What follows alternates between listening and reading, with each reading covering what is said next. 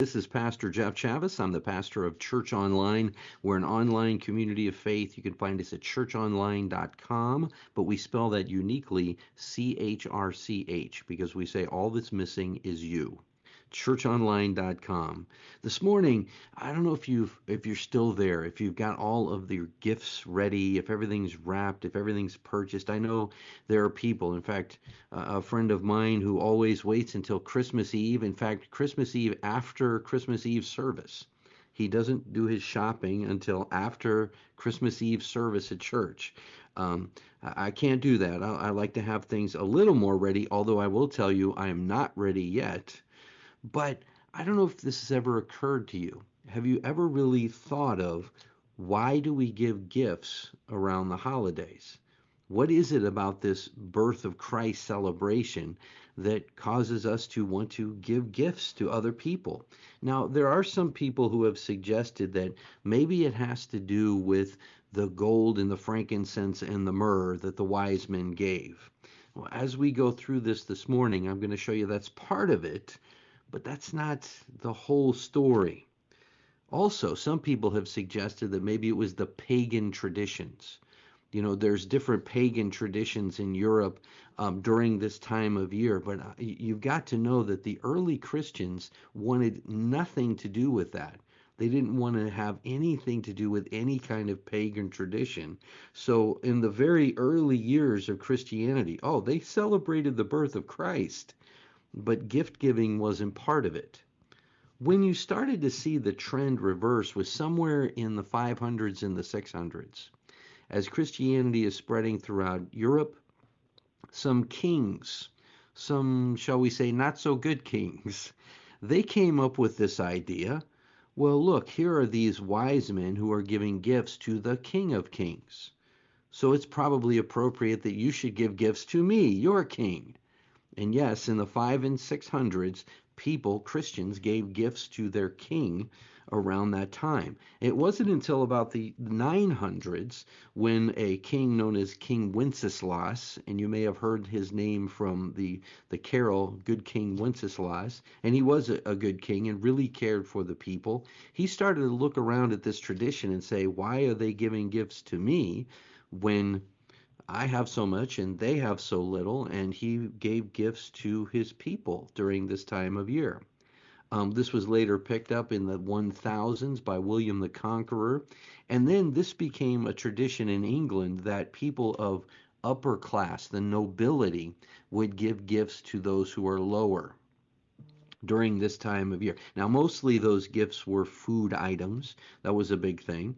And later it became a tradition to give gifts because parents, their children are lower in status. They would give gifts to their kids. And again, mostly food items. This lasted until about the 1500s.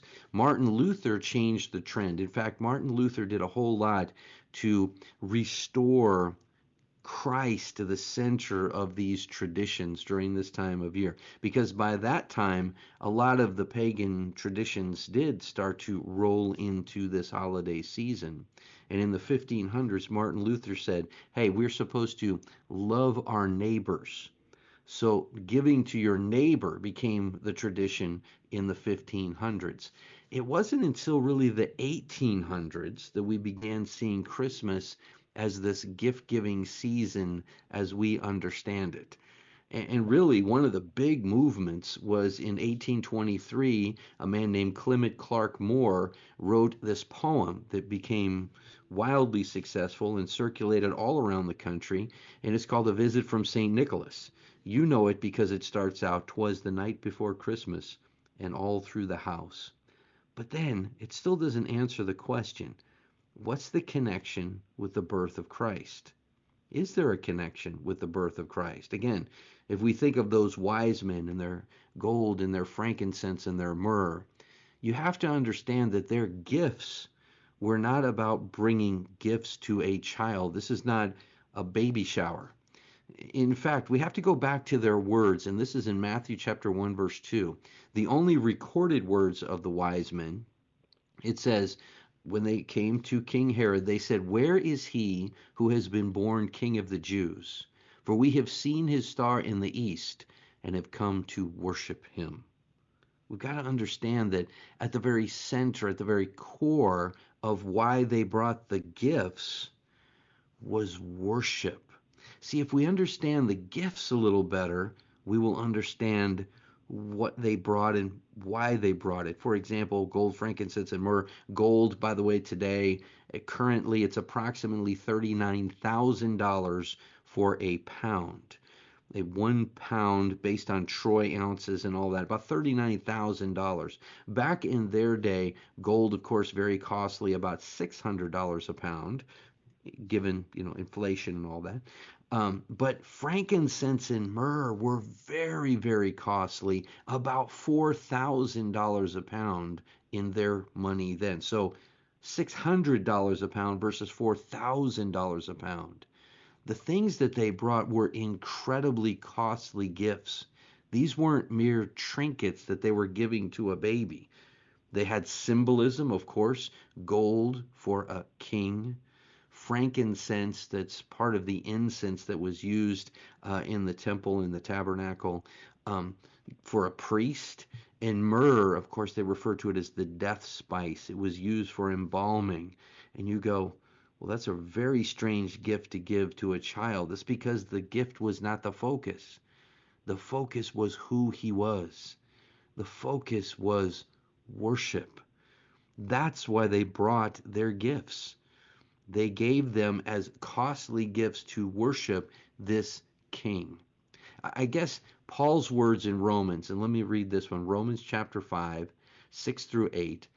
For when we were still without strength, in due time, Christ died for the ungodly.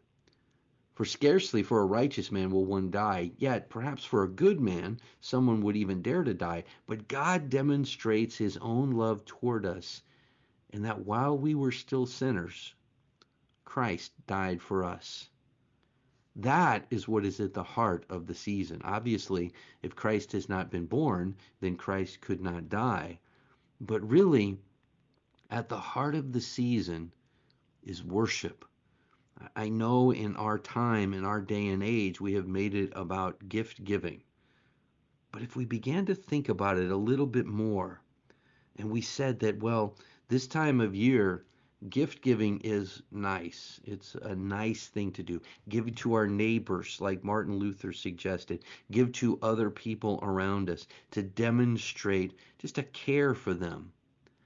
But at the heart of what this season is, and I know there are great debates, even in the church, about the timing and things like that, but at the reason for the season, it's not about gifts. It's about worship. Worshiping the one who, while we were yet sinners, Christ died for us. That is the reason for the season. That is what is at the heart of the matter. The baby born in the manger would grow to become Jesus Christ, the one who would take away our sins, the one that would be led to the cross after being beaten. He would be placed on that cross and his life drained out of him, and he would say those words, "It is finished." While we were yet sinners, Christ died for us. That is why we worship. That is what we celebrate. The life that Jesus lived, the death that Jesus died. That